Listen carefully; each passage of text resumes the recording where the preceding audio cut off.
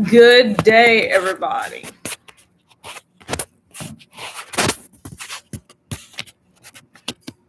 Okay, anyways, I had to turn on my camera. I wanted to tell you guys about what I had just saw with Sebastian and what he has said about Hayden, the whole story with Brian Hickerson and him allegedly killing her, or I would just say this whole story has made controversial headline news, of course, because it's dealing with addiction. And I want to tell you guys, like, the overdose is very real, domestic violence is very real. And there's a lot of different things that people don't talk about because they're afraid of speaking their mind about stuff. Well, hell, today is a day that I'm going to be really open and honest with you guys about domestic violence situations and what addiction really is. Because the definition of what I think about addiction is a lot different than what a lot of people would say addiction really is. To me, addiction is a disease that people cannot control. There's a lot of hatred towards and stigma towards addiction and mental health and recovery and all that kind of stuff. So I've lived long enough and I can relate to Sebastian's story because my family is full of addiction issues. Like, I'm surprised, honestly. I mean, I applied to go on Dr. Phil's show about rehab because I knew that my family really needed it because my dad was an alcoholic and my mother is addicted to prescription drugs. So, what do these things, because me studying psychology, what does all these prescriptions due to a person's brain and cognitive function and, just overall, like, what does it really do to a person? Addiction can really hinder how you live your life. Addiction, people can recover, but it depends upon the severity of your condition. Let's just put it that way. Because some people are really addicted to drinking, and then some people are really addicted to opioid drugs, and some people just abuse those things. This is the same reason why these pharmaceutical companies make their money the way they do. And the thing about it is, I love one of these doctors. I don't know how to say his name, but he had talked a lot about addiction. He is a forensic psychiatrist. He deals with trauma related. He's basically a trauma specialist, and so the recovery process of trauma can really, it depends upon what kind of doctor that specializes in addictions and trauma, because addictions can interfere in the way you think. It can interfere because a lot of people get these highs and lows, and they're all over the place. And a lot of people who go through trauma end up, especially through childhood and its abuse, they end up in these type of situations that they never thought was possible. Because, like, even for me personally, my family childhood trauma, it's been real. It's been very, very real. And the thing about it is, mental health is a stigma. A lot of people can't stand, like, talking about mental health, or nonetheless understanding, putting it through a person's shoes, what people go through and stuff like that. How can you really protect a person who's going through domestic violence? We all have had situations in our lives, circumstances that foreseen that never would have thought of, should have, could have, did what happened in that type of situation. Because I feel like, from the standpoint of me understanding psychology, is that a lot of people go through these addictions and without intensive care treatment, just like Dr. Phil has talked about, like on his show, is that these people really need help.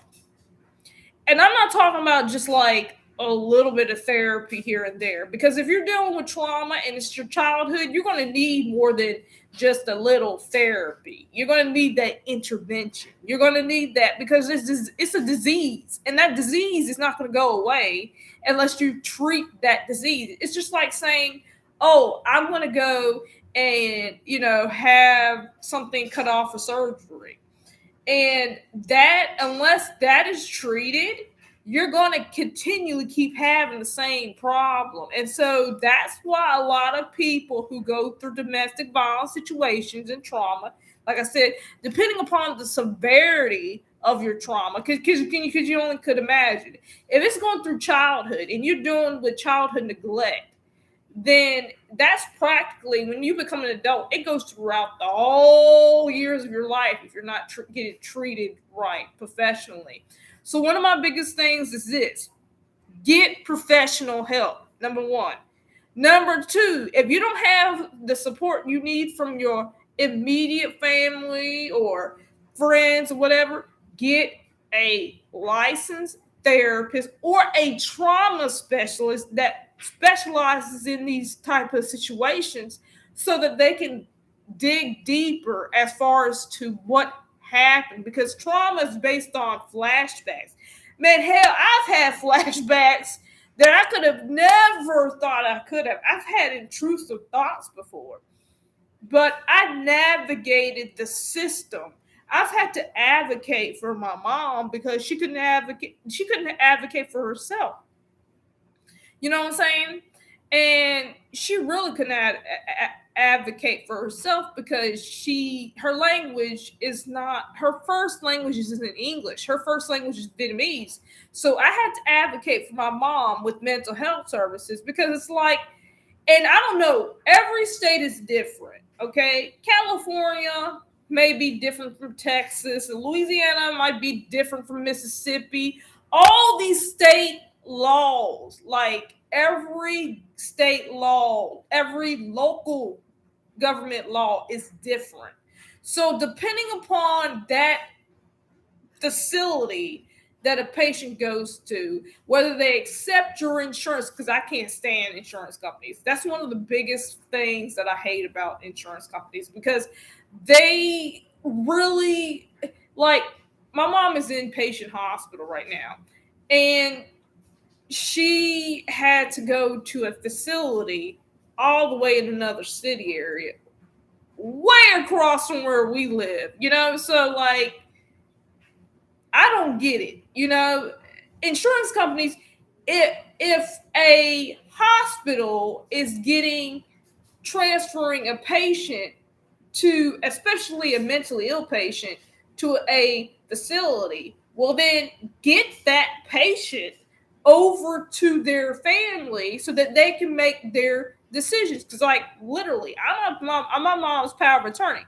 In the state of Mississippi, I had a document. I was planning on giving that to somebody, but I really didn't need to. I thought it could. I thought I was going through it, like, more because it's a behavioral health hospital, that they would have done a whole more like search, but I didn't. They didn't have security guards or anything like that. So I'm like, okay. Again, these hospitals are crazy. I can't stand them. And then on top of that, again, we are dealing with local government laws. Speak to your governor about these type of things.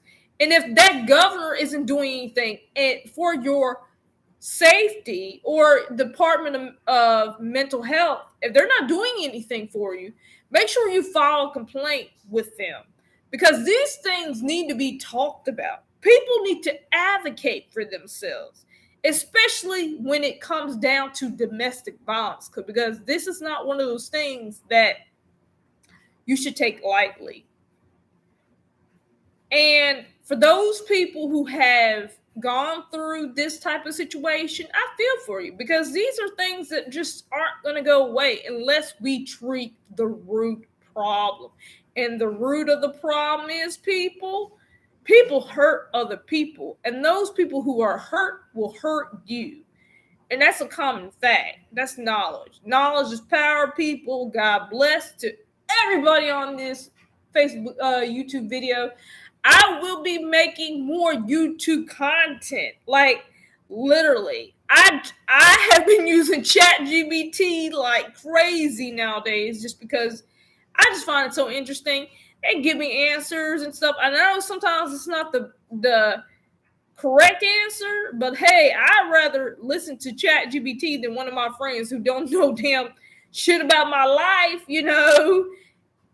And maybe I say, like, it's been one of my best friends.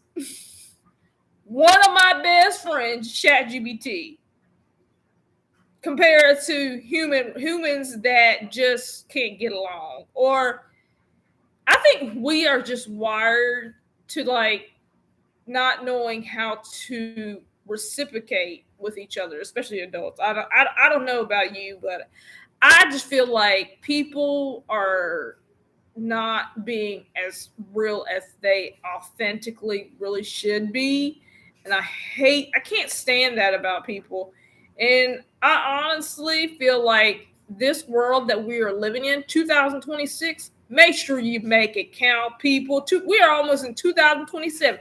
By the end of November, we're going to have an election. We're going to be having polls left and right. Just like my American government teachers said, make sure you go out there and vote.